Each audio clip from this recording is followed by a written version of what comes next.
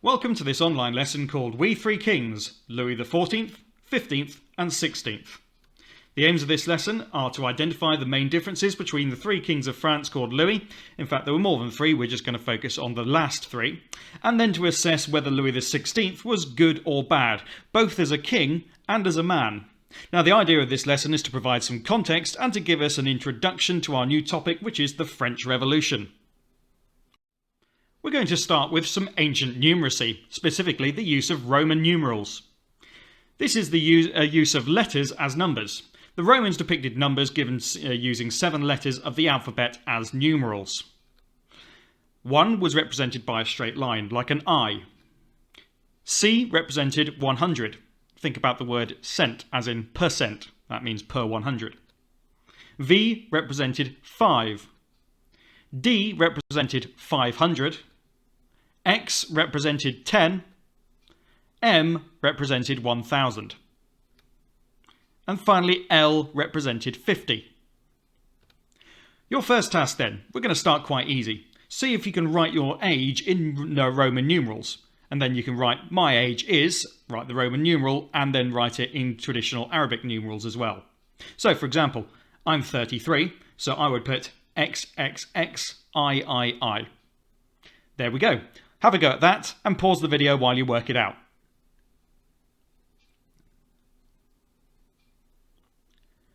Okay, let's see how you got on. So what you should have done is you should have done an age, say, for example, if you were 13, you would have put XIII, or if you were 12, you would have put XII, and so forth. Now, bearing that in mind, why wouldn't it just be IIX for 12? It still adds up to 12. Well, that wouldn't be right under the Roman numeral system, as we'll see in just a moment. One of the places that we might encounter Roman numerals quite commonly today, not only on historical documents, is on clock faces. Now, we should be able to recognise how these are laid out. The 12 is at the top, XII, there we go, that's pretty straightforward. Then we've got 6 at the bottom, VI. Okay, well that seems to make sense, but why isn't it IV? That would still add up to 6. And then as we move around the clock face, we can see IX representing 9. So why? Well, let's consider why that wouldn't be VIII. That would be 8. The reason we're going over this is because in history we have to refer to kings and queens with a Roman numeral to show how many other kings and queens of that name there had been. So let's have a look at a couple more examples to get our head around this. So the year 2003 would be represented by MMIII. Have a think about why this would be. So the M represents 1000, and there's 2 of those, so that's the 2000 bit. And then we got 3 individual units, so that's the 3, 2003. All right, pretty straightforward then. XXIV, that's 24. Well, let's have a think about why. Well, the X and X are pretty straightforward, because that's 20, 2 lots of 10. And then IV. Well, IV would be 1 less than 5, so that would make 4. So 24 XXIV. Then we've got 157. CLVII. All right, that should be fairly straightforward. It's just a bit longer. So the C is for 100. Okay, we've got that. The L is for 50. We've got that. And then the VII, well, that would be 5 plus 2, so that's 7. 157. So far, so good. Well, the thing is, with Roman numerals, putting a bigger number, like a V, after a smaller number, like an I, means something like this. IV would be 1 less than 5. In other words, 4. But it works with bigger numbers than that too. IX would be 1 less than 10. So that's 9, like you can see on the clock face there. Then we've got XL, for example. Well, this would be 10 less than 50. So that's 40. And then there's CM, so 100 less than 1000, which would make 900. You might want to note that down because for the next task you are going to be dealing with some bigger numbers. You might also be wondering why on earth they did this.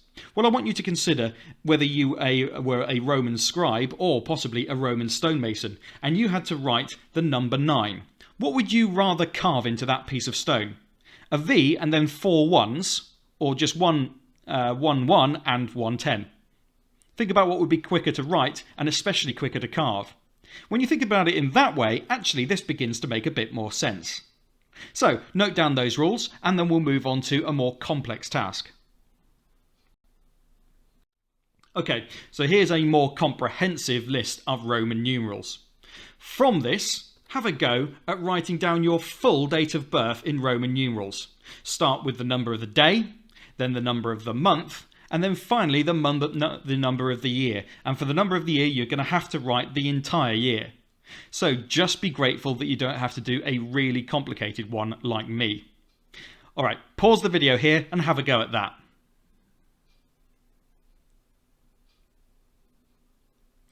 Okay, hopefully you've worked that out now. I'm not going to tell you my full date of birth, but I will give you the year in Roman numerals, and you'll see how much more complicated mine is than yours. Mine would be MCM, got it? L XXX V I. MCM L XXX V I. And if you can work that out, you'll know how old I am. We're now going to have a look at the first of our three kings, Louis XIV. Louis XIV ruled from 1643 to 1715, but he was actually born in 1638. That's right, he was very young when he became king. What I'd like you to do, first of all then, is to note this down as a subheading, Louis XIV, 1643 to 1715. But wait, don't just write it down as I've written it, that's not actually correct. Instead, you need to write Louis and then 14 in Roman numerals, so make sure you do that first. Pause the video while you work it out.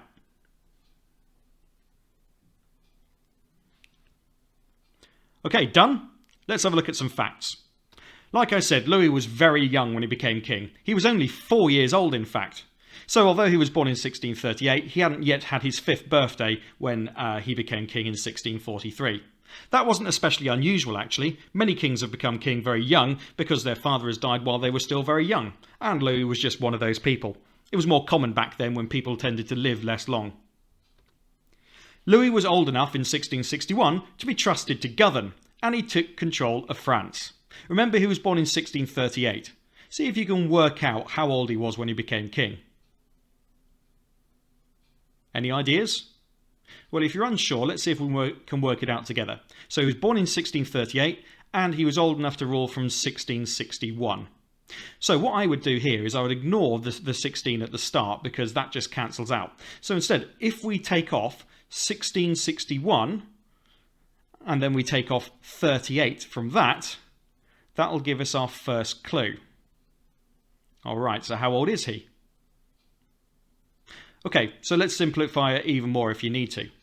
So if we just turn the 61 into a 60, and then we turn the 38 into a 30, we can take the 30 off the 60. That just leaves us with 30. That's pretty simple, isn't it? So then we can add the 1 back on, and that's 31. But actually, we need to take off more than that because it was 1638 he was born. So if we're left with 31, and then we deduct a further 8, that leaves us with 23. That's right, Louis XIV was 23 when he finally took complete control of France. That was a bit convoluted, but it was a bit of mental arithmetic, so good practice. Most people liked Louis XIV because he was clever and he worked hard. His armies won many battles and countries were afraid of France at this time. That's the thing. As a man who was respected, he felt very confident to go into these wars. He was also quite skilled as a commander in battle, and that made him popular too. He was fond of the arts, he spoke many languages, and he was all around a very respected and long-serving king. So in your view, was Louis a good king? Explain with an example. At least one, perhaps you could include more. Then secondly, why might success in war have been important to kings at this time? Pause the video while you complete this task. Alright, so was Louis a good king? Most French people at the time said that he was, and actually most historians since have suggested that Louis was one of the more successful kings of France. You've probably backed that up with a good example, I'm sure. But why might success in war have been so important to kings at this time? Well, it was a way of showing the power and strength of your country. It was a way for the country to gain wealth off other countries, to secure its borders against attack so that nobody would beat you up either. But also, it was a way of taking new land. France at this time was one of the most powerful countries in Europe. So, Louis was a big part of that, and that made him very popular. Oh, and by the way, in case you were wondering, 14 in Roman numerals is XIV. Hopefully you got that right. Now let's do the same for Louis XV. Again, write that down as a subheading, but substitute 15th for the correct Roman numeral. He ruled between 1715 and 1774, so try and work out how long he ruled as well. Okay, pause the video here while you work that out.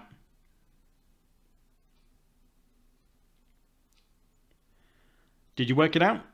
Well, it's another very long rule, 59 years, which at the time was really unusual. But let's see if he was any good. He certainly looks like he was rich and powerful, doesn't he? So he was another very young king. He was only 5 years old when he became king. Louis fought in the 7 Years' War against Britain, or at least he commanded it. Unfortunately for him, France lost, and therefore it lost a lot of its empire too. The problem with this is that's the empire that Louis XIV had spent so long building in his successful wars, and then his son, well, he went and lost it all. This made Louis very unpopular. He was also fond of spending money. You can sort of tell that from his clothes, can't you? France fell further into debt during his reign. I'm not saying that all that money was just wasted on his clothes, but he didn't manage his country's finances very well at all. So, some questions for you. Was this Louis a good king? Explain with an example. And then give one reason that this Louis might have struggled as king.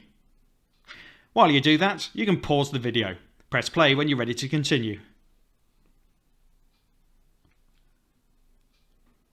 So what did we think? Well, his failures in war and his poor management of the country's finances mean that Louis XV is widely regarded as a bit of a failure as a king. But does he have any excuses? Well, it's possible that France's debts are actually down to the fact that they lost this war, which would have been tremendously expensive. But again, it was Louis's decision to enter into those wars in the first place, and his management of it could have been better. Perhaps a wider reason as to why he might have been such a bad king is because he was so young when he became king. That's very little time to actually learn how to become king. Not only that, perhaps his father hadn't prepared him very well. After all, he wouldn't have been expecting him to take over so young. And lastly, let's hope that you got the Roman numerals right. It's XV, that's 15. X for 10, V for 5. 15. Alright, on to our last Louis of the day. Louis XVI. Come on then, write it down, don't get that Roman numeral wrong. He ruled from 1774 to 1793, or 1789 from another point of view, but we'll come back to that. In the meantime, write that down as a subheading and you can pause the video while you do so.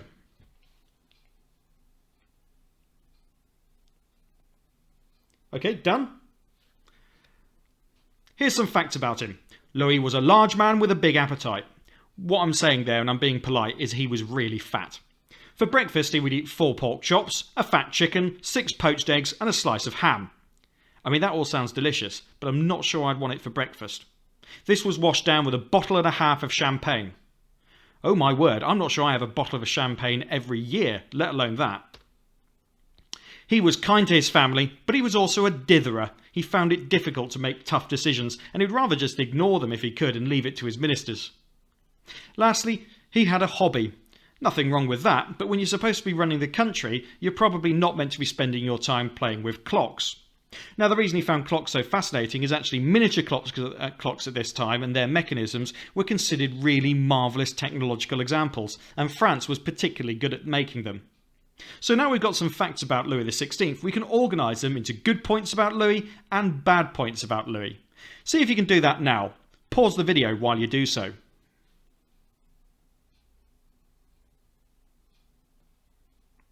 Alright, what sort of examples have we come up with? Hopefully we've recognised some of his good points. He must have been quite clever if he was able to take apart clocks and put them back together. What about his treatment of his family? Well, yep, that's true as well. He was quite kind to his family and they very much loved him. What about the bad points then? Well, playing with the clocks instead of concentrating on running the country is probably not one of his better ideas. And also, the failure to make decisions is one of the absolutely crucial failures of his entire reign. Surely a king is supposed to make decisions. Well, Louis wasn't very good at that most basic of requirements. But what did you think of the first one? Where did you put it? Well, just because someone is greedy, it doesn't necessarily make them a bad person. So where could we put that? Well, part of it might be understood by understanding how unequal France was at this time. Louis was able to afford all these luxuries, but he was a bit of a glutton, which can be seen as something of a sin. Most people in France could never have dreamed of having this sort of luxury in their lives, and perhaps actually, on balance, that should be going on the bad side. We're now going to have a look at some other examples of Louis as well. What you're going to do is the next screen will show a large list of different facts about Louis. You need to add those facts under Louis's good points and bad points. This will take you some time to do. By all means you could abbreviate them, but not in such a way that it will become difficult to know. I would suggest that you, as a minimum, make sure you've got 6 points underneath each thing, each of the headings rather. So 6 good points and 6 bad points. Have a go. Oh, and by the way, 16 is XVI. I'm sure you got that. Okay, here are all the facts. There are quite a few of them. The idea is to find some good ones and some bad ones and try and have a minimum of 6 underneath each of those headings, good king and bad king. Once you finish that, there are some extension tasks here as well. Was Louis XVI a bad king? Explain 3 examples to back up your opinion. And then secondly, and this is subtly different, was Louis XVI a good man? Choose at least one example to back up your point of view, whichever you think. If you're confident with that and you understand these facts, then by all means you can pause the video here and crack on with that task. If you want some more explanation though, you can leave the video running for a while and I'll explain them one by one. So pause the video now if you're going to get straight on, or if not, we'll proceed. So Louis XVI was liked by the people of France when he first became king. But that might be understandable given that they hated his dad so much. They were probably expecting better things. Louis listened to people who gave him bad advice, and then often did as they said. Now he can't help necessarily the advice that he's given, but maybe he should be more careful about how he follows it. Louis was very clever. He spoke Italian and English as well as French. That meant when dealing with foreign visitors, he could often speak to them in their own language. Very useful. When he was ill, he let his wife rule instead, and few people liked her. Louis wanted to be a good king, but he was never prepared for the job. Perhaps the blame for that lies with his dad. Louis had no idea how most French people lived. In fact, he assumed that they always had enough to eat and they lived comfortable lives like he did. Louis also led France in the 7 Years' War against Britain, and France lost that badly and sunk further into debt. But it wasn't all bad news. Louis helped the Americans win the war against Britain and set up their own country. So in the American War of Independence, Louis provided military aid to the Americans. This is something that's shown in the Broadway and West End musical Hamilton, with the Marquis de Lafayette being one of the most famous characters from that play. At first, Louis was unable to have any children with his wife. Okay, so that's hardly his fault. But the thing is, the people of France were expecting stability from the monarchy, and they were expecting as well that he would provide a son and heir to carry on his name. He did eventually, but it did cause him some issues earlier on. Louis didn't like how poor people were treated, but at the same time he did nothing to help them. Louis was greedy. He had huge feasts and he had them even when the poor were starving. Louis was very bad at making decisions. He was often slow to act when things went wrong too. Louis tried to be a kind king. He tried not to punish people too badly. Alright, that might be quite a nice thing, but let's consider this. If he doesn't punish people too badly in this day and age, it shows people that he's a bit soft and that he can be pushed around. That's not necessarily something that's good for a king. Louis often became sad and was not interested in being king. This is the one that really strikes home for me.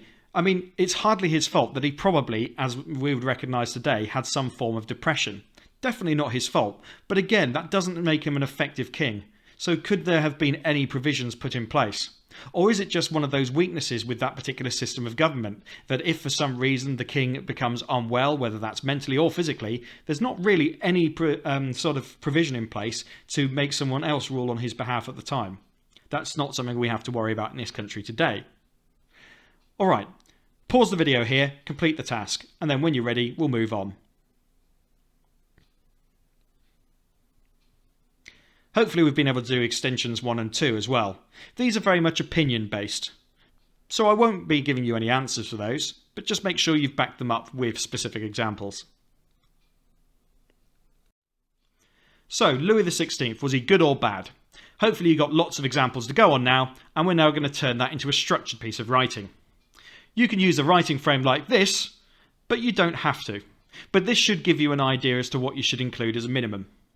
I think Louis XVI was This is because an example that supports this is, this shows that he was good or bad because. Another example is, and this shows that he was good or bad because. So just make sure that you're being clear on whether you think he's good or bad. But then we're going to provide some balance. However, in some ways, the opposite was true. For example, so if you've said that he was a bad king up to this point, you would give an example that shows he was actually in some ways a good king. This means, and overall my argument is more correct because. About 15 minutes should be long enough to write that, unless you are someone who's a bit like me and takes a little bit of time to write things out quickly. So instead, pause the video here and take all the time you need. Pause now.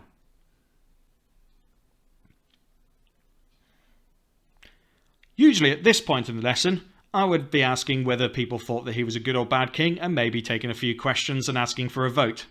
What I can say though is when I've taught this lesson in previous years, when I asked that question, more people suggest that he was a bad king, but that he was a good man in some ways. And I think that's probably quite a fair assessment of Louis in most respects. But history is all about interpretations, so you're very entitled to disagree with me. Finally then, we're going to consider this cartoon that was produced in France during Louis's reign. This picture shows a nobleman, a bishop, and a king on the back of a chained, blindfolded and bleeding man. What might this source tell us about what the French people thought about Louis XVI? Answer that question and give your impressions. Pause the video now while you do this.